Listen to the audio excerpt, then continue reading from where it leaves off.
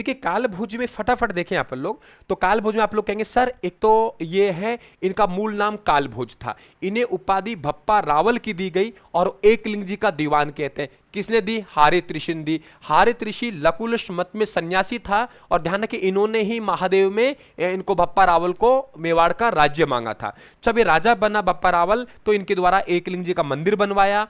स्थान की बात करेंगे आप लोगों से, स्थान कहां है? कैलाशपुरी उदयपुर में है। ये गुहिल वंश के देवता है। ये क्या कहा? ये गुहिल वंश का क्या है? देवता है। जब यहाँ के राजा कहते हैं तो हम तो एकलिंग जी के दीवान हैं, वास्तविक शासक तो मेवाड़ के एकलिंग जी हैं।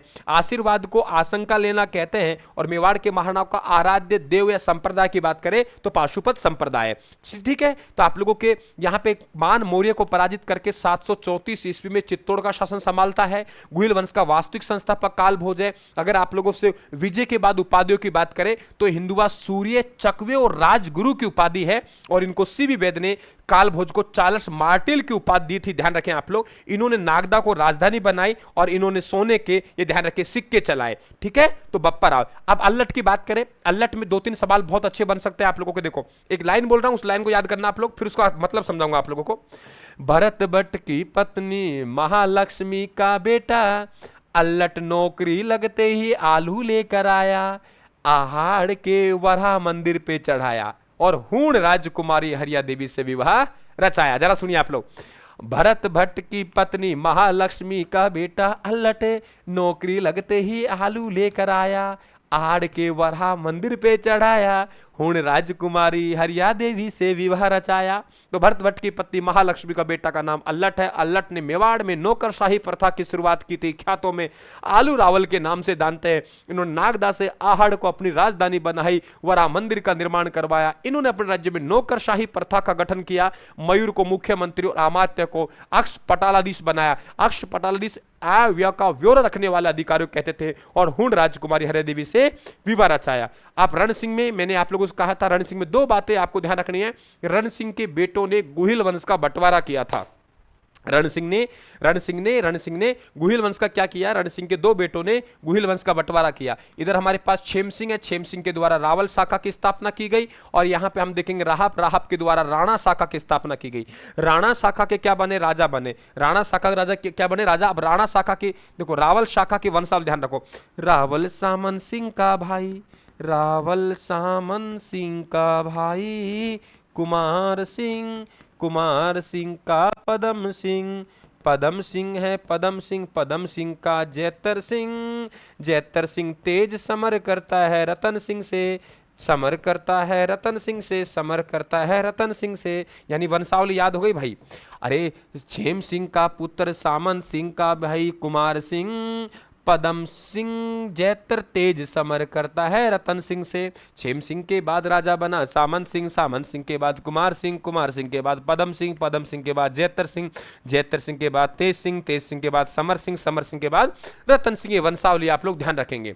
ठीक है, हाँ। और दूसरे हमारे पास राणा, ये राणा शाखा है, उसके संस्थापक राहब है। ये आपके सिसोदा गांव के जागीरदार बने, जागीर मिली। उसके बाद में चलते रहे। जब 26 अगस्त 1303 को ये शाखा समाप्त हो गई और रतन सिंह अंतिम राजा हुआ। फिर आपके 1326 तक मेवाड़ पे कोई और ही बैठे, है ना, और खिजरा खा, मालदेव चौहान, ये। फिर 1326 में राणा हम्मीर आता है। जब राणा हम्मीर 1326 में आता है तो ध्यान रखें आप लोग, ये कहाँ के थे? सिसोदा गांव के थे। इसलिए यहां से वंशावली कौन सी चलती है? ये सिसोदिया वंश की वंशावली चलती है। ठीक है, अब सामंत सिंह में 2-3 बात बहुत अच्छे हैं। जैसे कौन कौन से, जरा सुनिए आप लोग। सबसे पहले बात करें सामंत सिंह की बात करें। सामंत सिंह पर कीर्तिपाल चौहान ने अटैक किया। सामंत सिंह पर अटैक किसने किया बेटा? कीर्तिपाल चौहान ने अटैक किया तो सामंत सिंह यहां से चलेगा। यही सामंत सिंह है, इनके समय मेवाड़ पे कीर्तिपाल चौहान अटैक करता है। ये यहां से जाता है और 1178 में वागड़ में गुहिल वंश की क्या रखता है? नींव रखता है। ठीक है, इसके बाद हमारे पास में मेवाड़ का कौन हो गया? मेवाड़ नाडोल। अब देखो यहां बहुत अच्छे प्रश्न बनेंगे आपके, 3-4 प्रश्न अच्छे हैं आप लोगों के। जरा देखिए, हम सामंत सिंह की बात करें। कभी आपसे पूछे कि ये सामंत सिंह है, सामंत सिंह क्या हुआ कि आपके कीर्तिपाल चौहान ने इनके समय आक्रमण किया तो कीर्तिपाल चौहान 1177 मेवाड़ का पराजित हो गया। अब भाई पराजित होकर कहां गया ये बेटा? ये वागड़ में पहुंच गया और वागड़ में जाके गुहिल वंश की नींव डाली। तो वागड़ के गुहिल वंश कहां से निकले? मेवाड़ से निकले, क्योंकि सामंत सिंह ने वहां पे क्या रखी? नींव रखी। ठीक है। फिर कुमार सिंह ने पिटाई करके किसको भगा दिया? कीर्तिपाल चौहान को। और ये कीर्तिपाल चौहान कहां चले गया? ये आप लोगों की 1182 में कहां पे? जालोर में। जालोर में किसके? चौहान वंश की नींव रखता है। फिर हमारे पास कौन आता है? जैतर सिंह। आपसे कभी पूछा जाए कि मध्यकालीन मेवाड़ का स्वर्ण काल किसे कहा जाता है? मध्यकालीन मेवाड़ का स्वर्ण काल किसे कहा जाता है? तो मध्यकालीन मेवाड़ का स्वर्ण काल किसे कहा जाता है? जैतर सिंह को कहा जाता है। मध्यकालीन मेवाड़ का स्वर्ण काल किसे कहा जाता है बेटा? जैतर सिंह को कहा जाता है। इस बात को ध्यान रखें, है ना। ये अपने आप में अच्छा क्वेश्चन बनेगा। और यही जैतर सिंह ने, ध्यान रखें आप लोग, नाडोल पर आक्रमण किया। और नाडोल के राजा कौन थे? उदय सिंह। और उदय सिंह ने क्या कर लिया? समझौता कर लिया। अब देखो लाइन बोल रहा हूं, अरे क्षेम सिंह का पुत्र सामंत सिंह का भाई कुमार सिंह, भाई कुमार सिंह, पदम सिंह का जैतर सिंह तेज समर करता है रतन सिंह से। पदम सिंह का जैतर सिंह तेज समर करता है रतन सिंह से। पदम सिंह का जैतर सिंह तेज समर करता है रतन सिंह से। ये वंशावली ध्यान रखेंगे आप लोग, ठीक है बेटा। ये वंशावली आपको ध्यान रखनी पड़ेगी। कौन किसके बाद राजा बना, याद हुआ ना? क्षेम सिंह का पुत्र सामंत सिंह का भाई कुमार सिंह, पदम सिंह का जैतर सिंह तेज समर करता है रतन सिंह से। समर मतलब युद्ध करना, ठीक है। आ जाइए, इल्तुतमिश हमारे पास में पराक्रमण। देखो इल्तुतमिश का मेवाड़ पर आक्रमण होता है, एक युद्ध होता है भूताला का युद्ध। कभी नाम सुनाओ तो भूताला का युद्ध है वो आपके 1227 में हुआ। भूताला का युद्ध है वो 1227 में। इल्तुतमिश का कहां हुआ? नागदा पर आक्रमण हुआ। जब इल्तुतमिश का नागदा पर आक्रमण हुआ तो ध्यान रखें परिणाम क्या हुआ? तो हम लोग कह देंगे इसमें विजय किसकी हो गई? जैतर सिंह की। और पराजय किसकी हुई? इल्तुतमिश की, है ना। और इस युद्ध में जैतर सिंह के सेनापति कौन थे? बालक और मदन थे। और हमें कहां जानकारी मिलती है? ये जय सिंह सूरी की एक रचना है, उसका नाम क्या है? हमीर मद मर्दन है। कभी पूछा जाए आप लोगों के कि मध्यकालीन मेवाड़ का स्वर्ण काल किसे कहा जाता है, तो आप कहेंगे डॉक्टर दशरथ शर्मा ने मेवाड़ का मध्यकालीन इतिहास का स्वर्ण काल यानी जैतर सिंह का शासनकाल कहलाता है। अब हमारे पास कौन बना? तेज सिंह। तेज सिंह में आप एक बात ध्यान रखेंगे सबसे इंपॉर्टेंट, रावल तेज सिंह। रावल तेज सिंह में एक बात जरूर इंपॉर्टेंट ध्यान रखेंगे कि आप लोगों के यहां पे श्रावक प्रतिक्रमण सूत्र चूर्णी जो 1260 ईस्वी में ताड़ पात्र पर कमल चंद्र द्वारा चित्रित है। कहां? आहड़ पर। तो आहड़ में कमल चंद्र द्वारा चित्रित 1260 ईस्वी में क्या है? ध्यान रखें, श्रावक प्रतिक्रमण सूत्र चूर्णी। तो श्रावक प्रतिक्रमण सूत्र चूर्णी वो किसकी है? तेज सिंह के समय चित्रित हुई थी। और ध्यान रखें तेज सिंह की पत्नी है जैतल्ला देवी, उनके द्वारा श्याम पार्श्वनाथ का मंदिर कहां बनवाया गया? चित्तौड़ में बनाया गया। समर सिंह के समय आपको एक घटना ध्यान रखनी पड़ेगी ना कि समर सिंह के दो बेटे थे।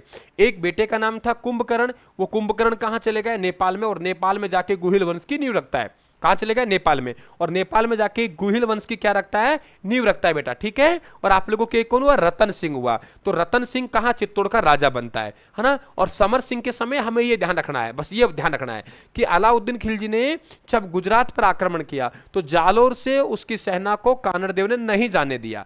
तो ये अलाउद्दीन खिलजी की सेना मेवाड़ होकर निकलती है। और मेवाड़ होकर निकलती है तो समर सिंह इनसे दंड लेके आगे बढ़ना देता है। और अलाउद्दीन खिलजी की सेना से समर सिंह ने दंड वसूला। इस बात की जानकारी कहां से मिलती है?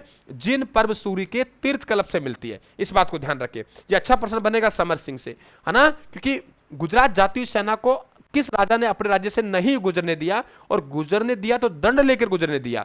तो ध्यान रखें यहां आपको उत्तर क्या बनेगा? वो आप लोग क्या बनेगा? समर सिंह बनेगा, ठीक है। रतन सिंह नहीं बनेगा, है ना। रतन सिंह नहीं बनेगा, ठीक है। चले आगे अपन लोग, हाँ आगे चलते हैं। हमारे पास रावल रतन सिंह। रावल रतन सिंह बेटा आराम से आप आलू टिक्की खाइए, हमें कोई दिक्कत नहीं है। जिसको आलू टिक्की खानी है आराम से खाइए, जिसको पढ़ना है पढ़िए। जिसको ये मजाक लगेगी वो मजाक ही जीवन में समझता रहेगा, उसको अहमियत मालूम नहीं है कि ये क्लास किस प्रकार की है। तो जिसको लगता है कि आलू टिक्की आराम से खाओ बेटा, आपके पास इतना वक्त तो मिल रहा है कम से कम। ये तो आप लिख रहे हो सर आलू टिक्की, वरना एक समर्पित शिक्षक और एक समर्पित विद्यार्थी को क्लास में एक भी शब्द है वो सूझते ही नहीं है। एक्स्ट्रा एक भी शब्द एक्स्ट्रा नहीं सूझते हैं। ये पढ़ने वाले विद्यार्थी और पढ़ाने वाले टीचर की बात कर रहा हूं मैं। आगे चलते हैं। रावल रतन सिंह। रावल रतन सिंह मात्र 1302 से 1303 तक राजा रहेगा। इनके बारे में एक गीत गा देता हूं, गीत में आप लोगों को रावल रतन सिंह पूरा कर देता हूं, है ना। एक ही गीत में पूरा कर देता हूं, जरा सुनिए आप लोग। दंड का मतलब है कुछ पैसा लिया, जुर्माना लिया, तब अपने राज्य से इनको जाने दिया। इसे एक ही गीत में पूरा कर रहा हूं, जरा सुनिए। हम लोग 1 मिनट भी पूरा नहीं लगेगा। रावल रतन सिंह पूरा। 1500 मलिक मोहम्मद जायसी ने शेर शाह सूरी के समय 1540 में पद्मावत लिखा।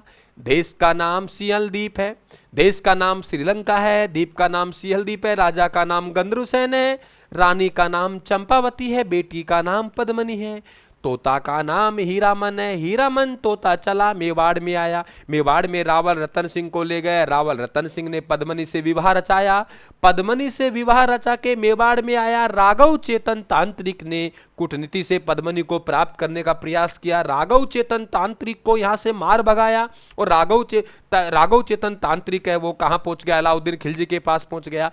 अलाउद्दीन खिलजी 28 जनवरी 1303 को दिल्ली से रवाना हुआ, गंभीरी और बेड़च नदी के किनारे संगम पर अपना पड़ाव डाला।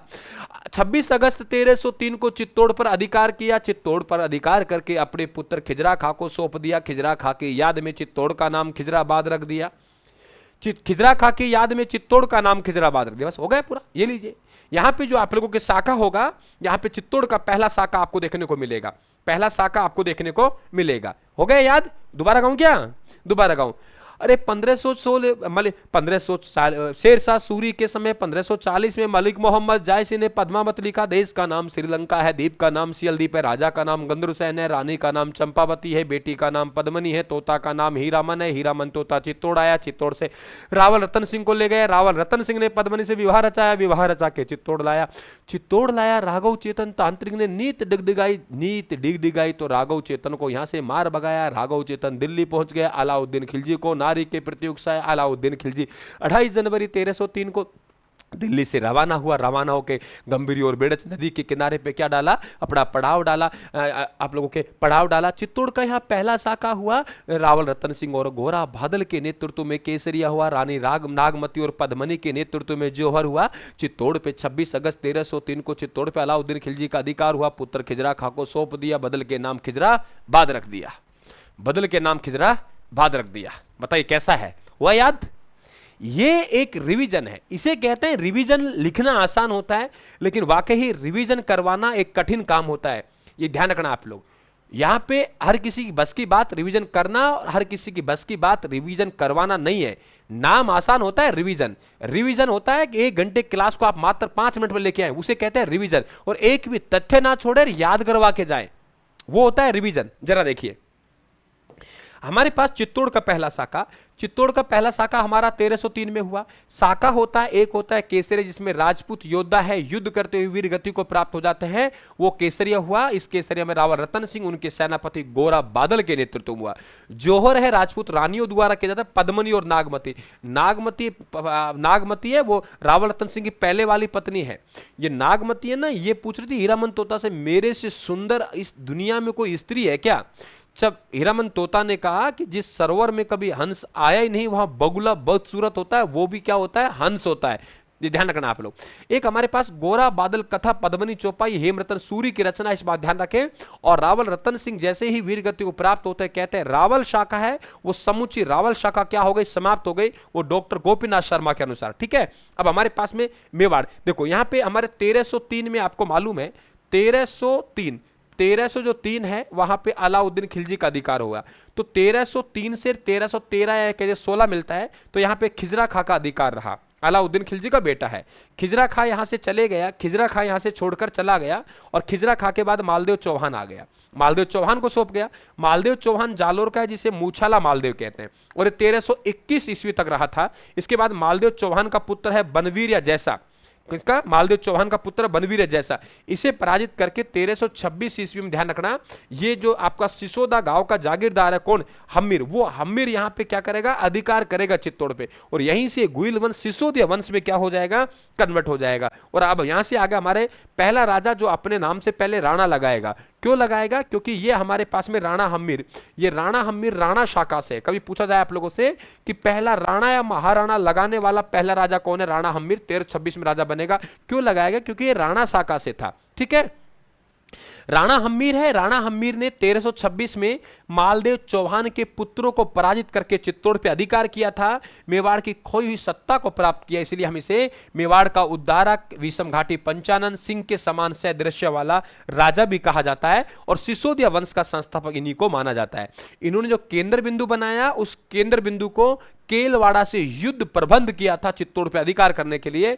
और यहां पे ध्यान रखें आप लोग, कर्नल जेम्स टोड ने प्रबल हिंदू राजा कहा है, कर्नल जेम्स टोड ने प्रबल हिंदू राजा कहा है। और ध्यान रखें आप, महाराणा कुंभा ने रसिक प्रिया में इन्हें क्या कहा है, वीर राजा कहा है। क्या कहा है बेटा, वीर राजा कहा है। हमारे पास युद्धों में किसको पराजित किया, देखो मालदेव चौहान के पुत्रों को पराजित किया। कभी आपसे पूछा जाए कि जिलवाड़ा का सरदार राघव को पराजित किया, और दिल्ली के सुल्तान मोहम्मद तुगलक को पराजित किया किस युद्ध में, सिंगोली का युद्ध। ये आपका नया युद्ध है, कभी पूछा जाए सिंगोली का युद्ध बांसवाड़ा में किन किन के मध्य हुआ, तो दिल्ली के सुल्तान मोहम्मद तुगलक को पराजित किया किन के द्वारा, हमीर देव के। और चित्तौड़ दुर्ग में अन्नपूर्णा देवी का मंदिर भी इनके द्वारा बनवाया गया था। अब लोग बात करते हैं हम लोग यहां पे आप लोग राणा खेता, किसकी बात करते हैं, राणा खेता। यहां तक क्लियर हुआ हमारे पास, यानी राणा हम्मीर है, राणा हम्मीर को समझ आ गई बेटा यहां तक आप लोगों को।